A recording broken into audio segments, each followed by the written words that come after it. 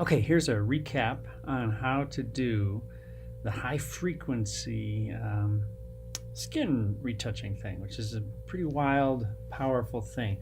So we've got found on the web original here. We're going to need a couple of copies to work with, and we'll keep our original as is. So I'm going to go Command J or Control J to get a pair of new ones here, and I'll go ahead and I'll put them in their own group here. We'll call it Fix 1. Might come in and do some spot healing too, but those are the main ones. And we'll call the top one High Frequency, because that's going to retain our texture. And we'll call the bottom one Blur, because that's going to contain our color. So let's work on the blur copy first. For this, we'll go to Blur, Gaussian Blur, and just try to find, use a sample here. I'm going to find the point at which the skin texture disappears, but the color remains. Just kind of pushing around and see. Okay, so color, you can see there's still color there, but that the pores are gone. I'll say okay to that. With the high frequency version, I'm going to turn that on and go to Image. This is a kind of a weird one that you don't see a whole lot of. Image and Apply Image. The combo that we're going to do is to blur. That's the one we've labeled blur. So if you haven't changed the name of it, you won't see it there, but you can see my first layer, second layer, and third layer there. I've named mine blur, so it's visible as blur. And we're going to set it to subtract. There's a lot of different modes here. You may see something very different. But when you set it to the math version of subtract, you'll get the ability to key in the following numbers: 2 for the scale and an offset of 128. And you get this kind of weird embossed look. You can see that there's not a lot of color, a little bit of pink and yellow in there maybe, but largely it is grayscale, and it's the texture from the image, almost like an embossed copy of it. And that's, if you ever use the emboss filter, it's undoubtedly based on that. That high frequency one is going to then be set to a mode, compositing mode of linear light. Why? It's a math thing, we don't know, but if we were to turn on and off that copy, we would see that it appears that there's no change there. It's remaining consistent. So we've done something in which it looks like we've done nothing, and that's this image math. The manipulation we're going to do is going to be done to the blur copy. And let's take as an example this area of cheek here, where the skin's pretty even, but there's some color variation. We're going to select an area. Let's just work on this spot here, somewhere where we've got some blemishes, but we're going to stay out of the area that has detail that we want to keep: eyelashes, edge of the face, things like that. I don't need to change the fabric. We're just working on skin tone stuff. So though this is the blurred copy, we're going to actually blur it even more, which is sort of bizarre. It seems like it shouldn't work, but as we crank it up, you'll see that you can go too far where it starts to become artificial. The color detail goes away. Now if we were to deselect that, you'll see the key problem with that method, which is that it's going to create an edge. So I'm going to go back and undo that. Let's refine that mask substantially so that we can hide our tracks better.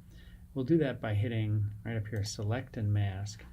This is a series of tools. You might end up with yours looking like this, the initial choice, but you can view a number of different ways. I like this overlay one so you can see what you're really getting. And I might choose to soften the edge of that and then feather that out pretty substantially. I'm seeing that it's going into my nose a little bit, so maybe I'll contract it a bit, get it away from that edge. And very powerful tool, very cool. We say okay. So looks like not much has changed. I can reapply that blur, and we'll see. It's looking pretty good. Let's continue to do that in some other areas here, a little bit at a time. It does forget the settings of your previous selection. It's not a bad thing. However, the filters do not. So if you ever want to hit Control Command F on the Mac here, that will get you that same filter applied. And you can just hit Command D to deselect that and see what we're doing there. Okay. Let's try something like the nose area. This might be a little different story. I don't want to feather that too far. Select and mask. A little bit of feather. Say OK. And then let's repeat the filter. Okay, looking pretty good. A little bit of a edge up there on top. Actually, a lot of an edge on top. So I wonder if we let's do a little less on that blur. So we want to keep the lighting. There it goes. We're keeping that lighting.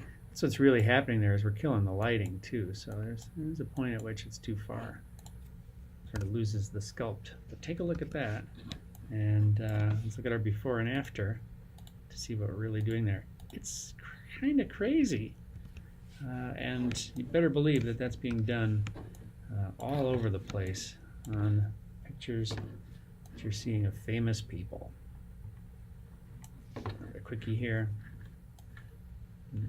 Don't forget to soften that edge. Take a little bit off there so I don't. I'm holding on the control or the option, Alt or Option key there to get that back. And let's do blur one more time. Yeah, pretty good. Okay. And we'll deselect that. Let's say there's still some fine stuff you want to do. I see a mascara mistake there, a little fleck of something. Maybe we want to even kill freckles and moles. For that, we'll make a new layer on top. And on this new layer, we're going to go to the tools that include the patch tool, which we could certainly use here. We also have one called the healing brush and the spot healing brush, which do, for little onesie-twosie things like this, a really neat job. And in this case, because we're on an empty layer, we're going to need to hit Sample All Layers. But it should come with a sort of soft brush. If it doesn't, just make sure it is so. And you don't want to go too big, but you can just pow. And it's smart healing. It's taking into consideration the luminance around that area and fixing it right up. You know, you can go too far, right? There's